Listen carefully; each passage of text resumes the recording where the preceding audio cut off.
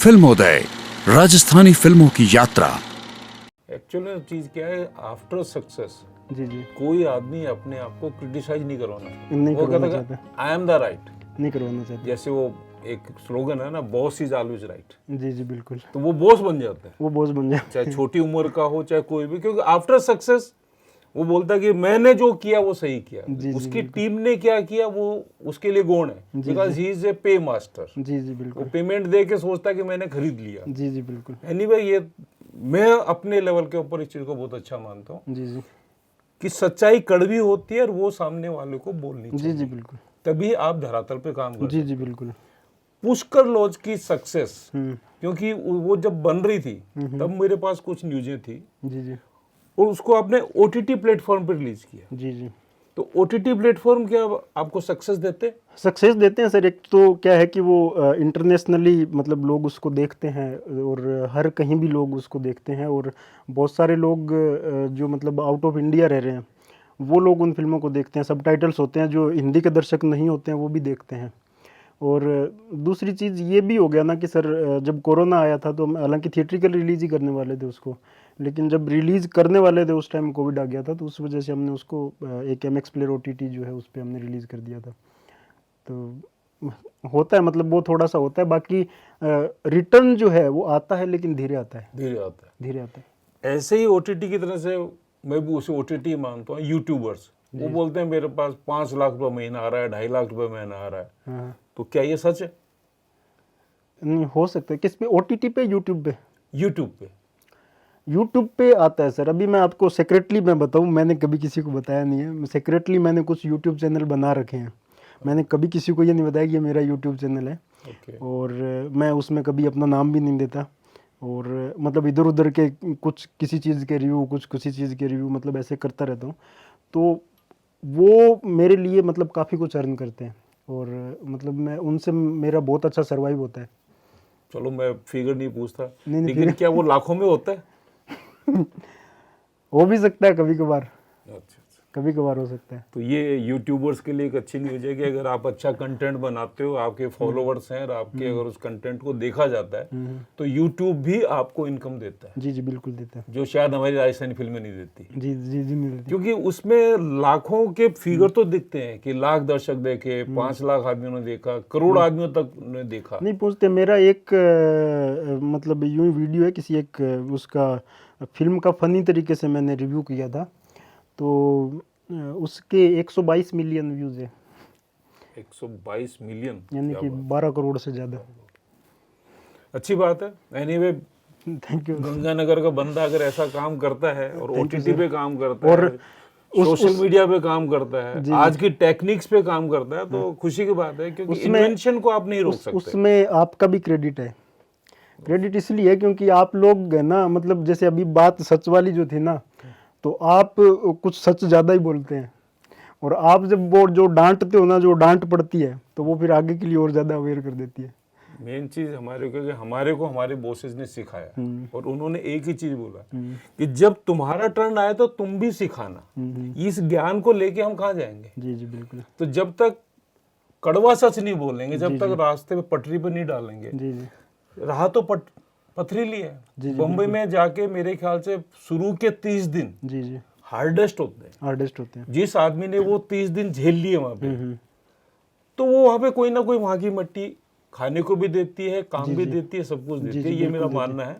और वही कारण है कि मैं जो दुनिया ने मुझे दिया, नफरत से दिया, उसी को लौटा रहा हूँ। जी जी लेकिन उसके साथ में ये है कि आप में अगर सीखने का मादा है तो ये लाइन बहुत कुछ देती है। जी बिल्कुल। अब हम आते हैं कि 2 फिल्म की आपकी सक्सेस, एक राजस्थानी, जी जी एक हिंदी। दुनिया माने ना माने, लेकिन फिल्म देखने के बाद में जी उसका एक अपना स्टैंडर्ड समझ में आता जी जी बिल्कुल। है। वो मेकिंग से रिलेशन बनता है, वो मेकिंग से ही डिपेंड करता है, क्वालिटी उस पर डिपेंड करता है। जी अभी आपने एक तीसरी फिल्म पे और काम कर रहे हो, उसके बारे में बताइए। वो सर मैंने शूट कर ली है फिल्म, और उसका थोड़ा सा मतलब है वैसी, वो ऑफ बीट फिल्म है। और उस फिल्म में हालांकि मैंने तावड़ों में भी एक रोल किया था, वो मजबूरी में किया था, लेकिन इस बार मैंने सोच समझ के इसमें एक रोल किया है। Okay, actor. हाँ, एज एन एक्टर किया है। Very good. और बहुत ज़्यादा ऑफ बीट है, गांव का सब्जेक्ट है और थोड़ा हॉरर भी है। मतलब एक ऐसी फिल्म है जो पूरी फिल्म मतलब शुरू से लेकर एंड तक आपको डराती है, मतलब उसके अंदर भूत आपको डराएंगे और एंड में आपको पता चलेगा कि कोई भूत भूत था ही नहीं, लोग यूं ही डर रहे थे। तो मतलब बड़े कमाल की वो है। लेकिन उसमें भी मैं क्या है कि पुष्कर लॉज से मैंने कुछ चीज़ें सीखी है। पुष्कर लॉज में हालांकि लोग कितनी भी तारीफ करें जो भी करें, लेकिन मुझे पर्सनली यूं लगता है कि मैंने उसके अंदर बहुत कमियां रखी है और वो कमियां देखते हुए मैं जो मैंने शूट किया है उसमें मुझे लगता है कि मुझे कुछ चीज़ों पे दोबारा से वर्क करना चाहिए। इस वजह से मैंने उसको थोड़ा सा पार्ट उसका रीशूट के लिए एक बार बचा के रखा हुआ है। ये एक बहुत अच्छी बात है कि आप अपना एक आत्ममंथन करते हो। मतलब मैं इसके लिए एक बहुत बड़ा एग्जांपल दे सकता हूँ, बहुत एग्जांपल है, लेकिन मैं राज साहब से बहुत इन्फ्लुएंस्ड रहा हूँ। जी जी आग उनकी नहीं सफल हुई थी, जी जी लेकिन आग की गलतियों को उन्होंने बाद में बरसात में नहीं दोहराया। जी जी लेकिन जब बरसात वो देखने गए जी जी तो लास्ट तक वो बोलते थे कि मेरा जो गुरु था ना, जी जी वो मेरे पीछे बैठा हुआ दर्शक था, जिसने कहा कि हवा में उड़ता जाए तेरा लाल दुपट्टा मलमल का। जी जी तो बोला सिर्फ दुपट्टा ही उड़ रहा था, पीछे के पेड़ की पत्तियां नहीं हिल रही थी। तो वो मेरा गुरु था। वो गुरु था सही में। तो बेसिक चीजें वो है कि अगर आपने तावड़ों की गलती को पुष्कर लॉज में सुधारा, पुष्कर लॉज की चीज लेके आप तीसरी फिल्म बनाए, तो ये जो कंटिन्यूस प्रोसेस है ना, this is a learning process, और आदमी उसी में तरक्की करता है। अब वापस म्यूजिक पे कैसे लौटे आए? म्यूजिक पे लौटने से पहले मैं थोड़ा सा उस जो पुराना वाला आपको जो क्वेश्चन था उस पर मैं आपको बताना चाहूंगा कि दोनों फिल्मों से मैंने एक चीज और सीखी। हाँ। तावड़ो जो थी ना वो हम लोगों ने सिर्फ 7-8 दिन में शूट की थी। क्या 7-8 दिन में शूट की थी, ये मतलब किसी को पता नहीं है। 7 दिन में फिल्म बनती? 7-8 दिन में फिल्म शूट की है सर। मतलब ये चैलेंज था हमारे लिए। एक तो बारिश हो रही थी वहाँ पे, शेड्यूल 11-12 दिन का था। लेकिन बारिश ने 3-4 दिन पूरी तरह धो दिए थे। अब यूं लग रहा था, किसी को नहीं लग रहा था कि ये फिल्म पूरी होगी, सिर्फ मेरे को ये पता था कि मैं ये फिल्म यहाँ से पूरी करके निकलूंगा। और ये जो सब लोग जो ये सोच रहे थे ना कि फिल्म ये पूरी नहीं हो पाएगी, सब ने मुझे बाद में बताया कि सब लोग सेट पे ऐसी बातें करते थे कि ये फिल्म पूरी होगी नहीं, और सिर्फ मुझे यकीन था कि मैं ये पूरी करके जाऊंगा। और एक दिन में 17 सीन मैंने शूट किए थे। वो मेरा मतलब एक दिन में 17 सीन फिल्म के, आप सोचो सीरियल के भी नहीं होते हैं सर, नहीं होते, नॉर्मल यूट्यूब वीडियो के नहीं होते। मैंने उसके 17 सीन शूट किए थे। भले ही जो भी हो, लेकिन मेरे को यूं लग रहा था कि भी प्रोड्यूसर ने अगर इतना रिस्क लिया है तो पहले शेड्यूल में फिल्म कंप्लीट होनी चाहिए, चाहे अब उसमें बारिश का या किसी भी चीज़ का बहाना नहीं बना सकते। लेकिन बाद में मैंने ये रियलाइज़ किया कि किसी भी चीज़ में जल्दबाजी मत करो। तावड़ों के बाद मुझे ये सीखने को मिला कि टाइम जो है लगेगा, भले रोक दो लेकिन लो।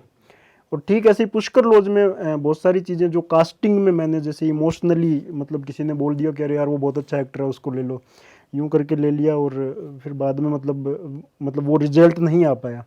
तो उस चीज़ पे भी मैंने मतलब ये किया है कि अब जो होगा, चाहे वो मतलब चाहे दुश्मन ही क्यों ना हो अपना, अगर अच्छा एक्टर है तो उसको लेना है, और चाहे कितना भी अच्छा दोस्त हो, अगर खराब एक्टर है तो उसको नहीं लेना है। ये 2 चीज़ें मैंने सीखी है। Very good. ये तो अच्छा साइन है आने वाले समय के लिए। अभी तो उम्र भी क्या, अच्छे अच्छे काम करोगे। लेकिन इस कोरोना काल में, जिसका नाम ही नहीं लेना चाहिए, क्योंकि 2 साल उन्होंने अच्छे क्रिएटिव आदमियों के वेस्ट किए हैं कोरोना ने। हमने बहुत से सबक सीखे हैं। OTT प्लेटफॉर्म आ गया है, उस पर आप काम कर रहे हो जी। लेकिन इन 2 साल में आपने कुछ चिंतन मनन करके कोई सब्जेक्ट बनाने या क्या कुछ किया? मैंने बहुत कुछ चिंतन मनन किया सर। और मैं ये कहूँगा कि कोरोना मेरे लिए तो मतलब मैं पर्सनली मैं ये करूँ, कोरोना बहुत बुरा था, मैं ये नहीं कह रहा कि बुरा नहीं था, बहुत बुरा था। लेकिन पर्सनली मेरे लिए मैं उतना बुरा कोरोना का नहीं मानता, क्योंकि कोरोना टाइम में मैंने जो हमेशा जो टाइम नहीं मिलता था, यूँ एक शिकायत रहती थी कि यार ये सब्जेक्ट है, इसको लिखना है, टाइम नहीं मिल रहा। और दूसरी चीज़, मेरा म्यूजिक का जो पैशन था शुरू में, ठीक है, तो उसके बारे में मतलब बिल्कुल ही टाइम नहीं मिलता था कि यार म्यूजिक पे कैसे काम करूं, कैसे नहीं करूं। तो जो कोरोना के टाइम जो टाइम मिला, तो उस टाइम में मैंने जो सारे सब्जेक्ट थे उनकी स्क्रिप्ट सबकी पूरी की। और ख़ास तौर से मैंने एक अचीवमेंट ये किया कि मैंने 100 से ज़्यादा गाने, हिंदी गाने, मतलब पूरी तरह से बना के रिकॉर्ड करके एक बैंक बना के रख लिया। 100 गाने? 100 गाने sir. It's a big achievement. जी जी वो आने वाले समय जी में जी जी बिल्कुल बिल्कुल। और एक चीज मैंने और भी यूट्यूब पे कहीं देखा था जी कि फिल्म मेकर होते हुए हाँ आपने अपने दोस्तों के कहने के ऊपर उनके शादी के वीडियोज भी शूट कर दिए? नहीं, वो जो था ना, वो गाना बनाने के पीछे जो सबसे बड़ा रीज़न था वही था। वह ये था कि मैंने बॉम्बे में मतलब 1-2 गाने मैंने यूँ ही बनाए थे और वो यूँ सुनाता था लोगों को। तो मतलब कुछ दोस्तों की जैसे शादियां थी, उन्होंने बोला कि प्री वेडिंग करना है, और प्री वेडिंग में नॉर्मली हम जो बाहर के गाने लेते हैं तो वो कॉपीराइट आ जाता है। तो बोले हमें नए गाने बनाने हैं और मतलब आपके पास इतने अच्छे गाने आप दे दो। तो मैंने वो गाने उनको दे दिए थे। और फिर बाद में वो गाने जो बॉलीवुड में जो इंडस्ट्री के जो लोग थे और रियल में जो बिल्कुल जो मंजे हुए जो अच्छे लोग हैं, जो जिन्होंने बड़ी बड़ी फिल्मों में जिन्होंने काम किया, चाहे मतलब मेरे जो फ्रेंड सर्कल में है, चाहे वो राजा हसन है या मतलब इस टाइप के जो लोग हैं, उन्होंने सबने मेरे को यही कहा कि विजय तूने ये गाने मतलब यहाँ वेस्ट कर दिए क्यों थे। किए? बोले कि इतने कमाल के गाने हैं तू सोच भी नहीं सकता, और एक बहुत लेवल के गाने हैं, बहुत एक स्टैंडर्ड के गाने हैं। जब ये मेरे को पता चला तो मैंने सोचा कि अगर राजा हसन भाई, मेरे तो बड़े भाई है वो, मतलब एक तरह से बहुत उन्होंने सपोर्ट किया है, अपना तो बीकानेरी। बीकानेरिया, तो उनके जो पापा है उनसे भी मैंने थोड़ा म्यूजिक सीखा है। अच्छा। हाँ तो फिर मैंने कहा कि अगर ये बंदा अगर ये बात बोल रहा है तो सच में इस गाने के अंदर दम है, और यही सोच के फिर मैंने उस लेवल के ही सारे मतलब 100 से ज़्यादा गाने बनाए। आपके कुछ गाने अभी वो कोई टीवी प्रोग्राम के बैकग्राउंड में बजते हुए सुनाई देते हैं। नहीं, वो इसका वो तो फुल फिल्म का था, इसका द पुष्कर लॉज का, वो भी राजा हसन भाई ने गाया था। ऐसी एक तस्वीर के जैसा प्यारा राजस्थान, वो पधारो राजस्थान टाइटल से है वो गाना। तो वो अभी जब इंडियन आइडल जो शो हुआ था तो उसमें एक नागौर का कंटेस्टेंट था सवाई भाट। हाँ, सवाई भाट। वो सवाई भाट जब भी स्टेज पे आता था शुरू के 3-4 एपिसोड में, तो उसके बैकग्राउंड में वो गाना बजता था और लोग मेरे को रिकॉर्ड करके भेजते थे, बोले यार आपका गाना बज रहा है। Very good, very. Pushkar lodge success ratio में कहाँ तक कहना सब मानते हैं? क्योंकि ओटीटी का तो सब आंकड़े सामने होते हैं। ओटीटी के आंकड़े सामने होते हैं सर, लेकिन मुझे यूं लगता है कि इसमें मतलब रिकवरी होती है लेकिन लेट होती है। ओके। मतलब ऐसा नहीं कि भाई एकदम से आपको ये आगे लाखों आगे करोड़ों आगे, वो चीज़ नहीं है। धीरे धीरे मतलब चीज़ चलती है और धीरे धीरे मतलब जो लोग देखते जाते हैं, जितना आपका पुराना होता जाता है फिल्म, उसके अकॉर्डिंग जो है मतलब लोग देखते जाते हैं और फिर धीरे धीरे पैसा रिकवर होता है। मैं ये मतलब ऑनेस्टली ये कहूँगा कि मतलब पुष्कर लॉज से मतलब एक तरह से बहुत घाटे वाला सौदा साबित अब तक है, और जब मतलब फिल्म आगे चलेगी और जिस तरीके से यूँ लग रहा है तो उसके हिसाब से शायद हो सकता है कि मतलब हम प्रॉफिट में भी आ जाएं, लेकिन टाइम लगेगा उस चीज़ में। अब घाटे से ही बात करते हैं कि राजस्थानी फिल्म बनती है, उसको तो 100% लोग बोलते हैं तो घाटे का काम है। और जो यहाँ पे सो कॉल्ड आर्टिस्ट लोग काम कर रहे हैं, स्टेज के आर्टिस्ट इसमें काम कर रहे हैं, क्योंकि बॉम्बे वालों को तो हम मान के चलते हैं कि सब आना कहीं आवे तो जो थे आना राजस्थानी फिल्म मिलियो। तो अठा का टैलेंट ने आप कितो ट्रेंड करके कितो मांझ के काम करें, क्योंकि वो तो स्टेज कर करके लाउड एक्ट्रेस बन चुके हैं। एंड फिल्म जो मीडिया है वो क्लोज का मीडिया है, रिएक्शन का मीडिया है, शॉर्ट्स का मीडिया है। तो उसको कैसे मैच, क्योंकि आपने बहुत से राजस्थान के आर्टिस्टों को यूज किया है, वो एक्सपीरियंस कैसे है? सर राजस्थान में मैंने बहुत ज़्यादा तो नहीं किए, लेकिन कुछ एक आर्टिस्टों को किया। जैसे मतलब एक आर्टिस्ट है संतोष जी, आप भी जानते होंगे, उनको मैंने मतलब अच्छे से यूज़ किया है। और संतोष जी मुझे लगता है कि मतलब अच्छे आर्टिस्ट है वो, मतलब जो वर्सटाइल एक्टर है वो। और उसके अलावा जो मैं देखता हूँ, मैं आपको एक किस्सा बता रहा हूँ कि जब मैं यहाँ थिएटर करता था, मैंने थिएटर भी किया है जयपुर में। कौन सी विधा छोड़ी भाई आप? सर वो जो एक रास्ते में जो मिलता गया वो करता गया, और ये सब मेहनत का वो मतलब एक तरह से हिस्सा था रास्ते की, ये सब वो सीढ़ियाँ थी। तो जब मैं यहाँ थिएटर करता था तो मतलब यूँ बताया जाता था उस टाइम, कुछ लोग जो ये जो मेथड एक्टर आते थे, और मैं यहाँ जब प्लेस देखता था तो मुझे यूँ लगता था कि ये कहीं ना कहीं लाउड कर रहे हैं। मुझे पर्सनली यूँ लगता था, मैं जिन लोगों से सीखता था, उनका बोलना ऐसे नहीं चाहिए, लेकिन मुझे यूँ लगता था कि कहीं ना कहीं मतलब ये लाउड हो रहा है जिस तरीके से आज का जो ट्रेंड चल रहा है। तो फिर मेरे साथ एक छोटी सी घटना हुई। मैं घर पे गया दिवाली पे और टीवी पे फिल्म चल रही थी और मेरे पिताजी देख रहे थे, और पिताजी के साथ में एक मतलब पड़ोस में एक भैया है वो भी साथ में देख रहे थे, और मैं पीछे बैठा था उनके, और वो बड़े यूं सीरियसली यूं देख रहे थे यूं घुस के, और मतलब बड़ा फनी तरीके से सीन चल रहा है, मतलब इतना कोई सीरियस उसमें लग नहीं रहा था। जितेंद्र जी की वो फिल्म थी, एक आर्टिस्ट आता है और बड़े मतलब लाउड तरीके से बोलता जा रहा है, राय बहादुर साहब, ये जो हवेली जिसे आप अपनी अमानत समझ रहे हैं, ये आपकी नहीं बल्कि उन गरीब मजदूरों के खून पसीने की कमाई से मतलब ऐसे बोले जा रहा है वो, ठीक है। और वो बड़ा यूँ सीरियस हो गए यूँ देखे जा रहे हैं उसको। फिर क्या होता है कि जितेंद्र जी वो यूँ 3 बार में घूमते हैं, टिकडिंग टिकडिंग ऐसे करके घूमते हैं, और डायलॉग क्या बोलते हैं, डायलॉग बोलते हैं, क्या बकते हो। मेरे को हंसी आ गई, वो एकदम पीछे घूम के देखे, बोले कि ये क्या मतलब हंसी किस चीज़ की आई। तो मैंने कहा कि नहीं, मेरे को ऐसी हंसी आ गई, आप लोग देखो। साउथ का पैटर्न और तो वो चीज़ जब हुई ना, तब मेरे को यूं लगा कि यार मतलब गलती मतलब यहाँ की नहीं है, मतलब थिएटर के लोगों की गलती नहीं है, क्योंकि थिएटर के जो पुराने लोग जो यहाँ पे सिखा रहे हैं, जो 40 साल पुराने, तो वो अपने ज़माने की जो 40 साल पुरानी जो एक्टिंग होती थी ना, वो सिखा रहे हैं, वो अपनी जगह बिल्कुल सही है, वो गलत नहीं है। लेकिन जो अभी जो चल रहा है ना, वो चीज़ें सीखने के लिए आपको अभी की चीज़ें देखनी भी पड़ेगी।